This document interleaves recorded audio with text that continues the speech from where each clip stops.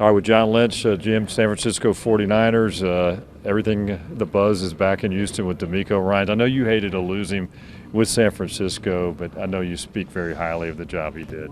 Yeah, he's one of the people I admire most in this league, and that's the honest to God's truth. I remember D'Amico well from, as a fan of the game. I was a broadcaster at the time, and I used to have D'Amico a lot in my production meetings because he was the leader of that defense. I remember Andy Reid telling me early in his tenure, this guy is one of the great natural leaders I've ever been around, and he was a fantastic player to boot. And when Kyle and we started assembling a staff, he said, "Hey, we want to bring this D'Amico around." I was like, "Oh my gosh, that's a home run. Let's do it." Yeah. And then he was just better than we ever thought he'd be, and he really took to it.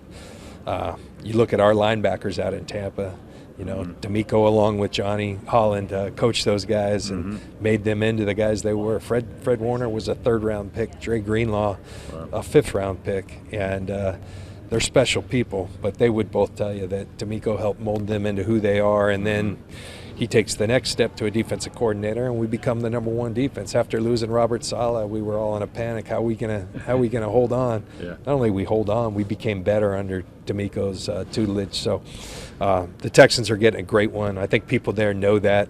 They watched him as a player, but he'll be a fine coach. And I've talked to Nick, and I know how excited he is to work with him. He to boot, he brought some of his assistants that were really valuable to us his way, and Bobby Slowick, Corey Unlin,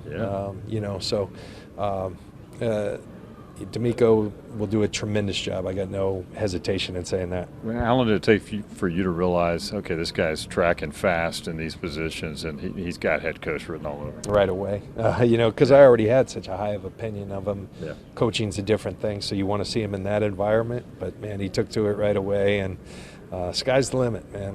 I'm really fired up. He's a great friend. He's a great person, aside from being a really talented coach and tremendous leader of people.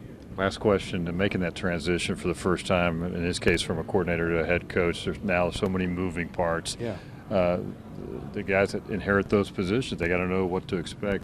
He's the kind of guy that seems like he's prepared himself for that. Yeah, and I think Kyle kind of pulled back the curtain for him. Yeah. Kyle really respected D'Amico, and Kyle spends a lot of time with his coaches, and I think included D'Amico in a lot of the decisions he has to make on a daily basis.